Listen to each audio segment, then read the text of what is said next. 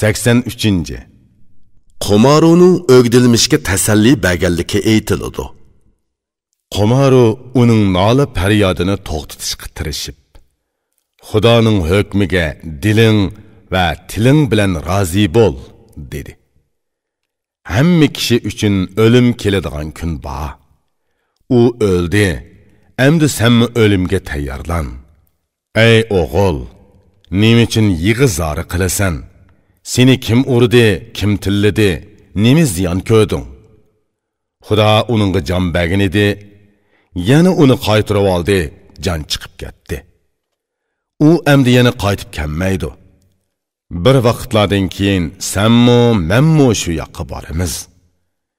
Yana dedi: "Yur, qarindishingning qabrisini ko'rib baq, ziyorat qilib yong'in."